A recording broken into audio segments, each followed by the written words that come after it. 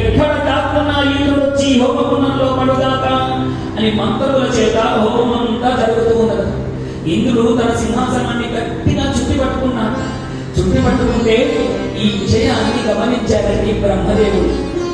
గమనించి పృథు చక్రవర్తి దగ్గరికి వచ్చి, అయ్యా పృథు మహారాజా, అసలు నువ్వు చేస్తున్నది హోమం ఏమిటో నీకు అర్థమవుతుందా? నీకెందుకయ్యా ఇంద్ర పదవి? నువ్వు సాక్షాత్తు శ్రీమన్నారాయణుడి అంశ.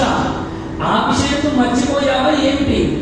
ఆ తుచ్చమైన ఇంద్ర పదవి నీకు కోటితో సమానం. కాబట్టి ఇంద్రుడు వేరు కాదు, నీవు వేరు కాదు. కాబట్టి వాడి మీద నీ కోపాన్ని చల్లార్చుకోవయ్యా అని చెప్పగానే పృథు మహారాజు ఆ యొక్క యజ్ఞాన్ని ఆపివేశాడు. ఆపివేసిన తర్వాత ఇప్పుడు అసలైన చిక్కు కలిగింది పృథు మహారాజు. ఏం చిక్కు అంటే, ఎప్పుడైతే అశ్వమేధ యాగం చేస్తూ ఉన్నాడో ఆ సమయంలో దొంగ సన్యాసి వేషము, దొంగ దేవుడి వేషం వేసుకుని ఆ ఇంద్రుడు ఏం చేశాడంటే భూమి మీద విడిచిపెట్టాడు. ఇప్పుడు భూమి మీద ఉన్నటువంటి ప్రజలు ఆ వేషాలను స్వీకరించారు. లోకంలో దొంగ బాబాలు, దొంగ సన్యాసులు అనేక మంది బయలుదేరారు. మోసం చేసేవాళ్ళు అనేక మంది బయలుదేరారు. భగవంతుడు పేరు చెప్పి డబ్బు దండుకునే వాళ్ళు చాలా మంది బయలుదేరారట. ఇది పృథు మహారాజు దృష్టిలో పడింది. చూడండి ఎప్పటి నుంచి అధర్మం ఉన్నదో చూడండి. ఇది పృథు మహారాజు దృష్టిలో పడిందట. పడగానే ఎలాగైనా ప్రజలందరినీ ధర్మ మార్గంలో నడిపించాలని పృథు మహారాజు కలలు కని, అమ్మో, నా రాజ్యంలో ఉన్నటువంటి ప్రజల దగ్గరికి పన్నుల రూపంలో నేను వాళ్ళ దగ్గర నుంచి పన్నులన్నీ స్వీకరించి వాళ్ళను ధర్మ మార్గంలో పెట్టకపోతే వాళ్ళు పాటించేటువంటి అధర్మం ప్రతి దాంట్లో నాకు కూడా పాలు కలిగి ఒకనాటికి నేను కూడా నరకానికి వెళ్ళిపోతాను అని పృథు మహారాజు ఒకనాడు ప్రజా దర్బారును ఏర్పాటు చేశాడట. చూడండి, ఈ పృథు మహారాజు చరిత్రను మీరందరూ కూడా వింటూ వింటూ మీ హృదయంలో మన స్థానిక ఎమ్మెల్యే గారిని ఊహించుకుంటూ వినండి.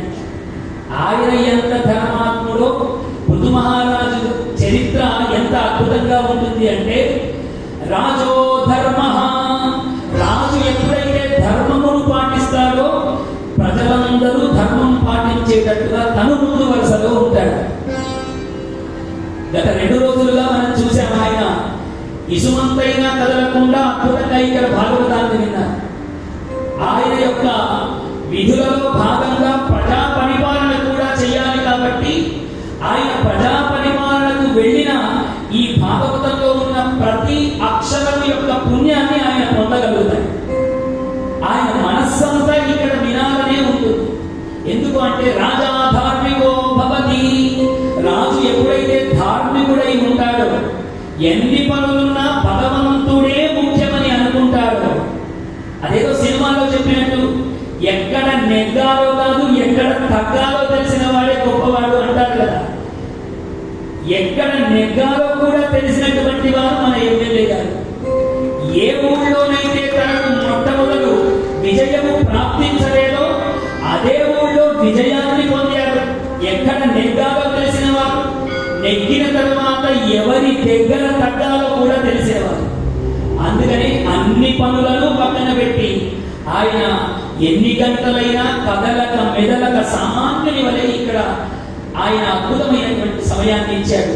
ఇదిగో పృథు మహారాజు చరిత్ర అదే తెలియజేస్తూ ఉన్నది. పరిపాలకుడు ఏ విధంగా ఉండాలనో పృథు మహారాజు పరిపాలన చేసి చూపించాడు. ఓ ప్రజలారా, ప్రజలందరికీ దర్బారును ఏర్పాటు చేసి వాళ్ళందరితో అంటూ ఉన్నాడు, ప్రజలారా, మీరందరూ పన్నులు కడుతూ ఉంటే దాని ద్వారా పొందిన సొమ్ము చేత రాజు దాన్ని అనుభవిస్తూ మీకు ధర్మాన్ని గనక బోధించకపోతే మీరు చేసే ప్రతి పాపములో నాకు కూడా పాల్గొందయ్యా. కాబట్టి మీరందరూ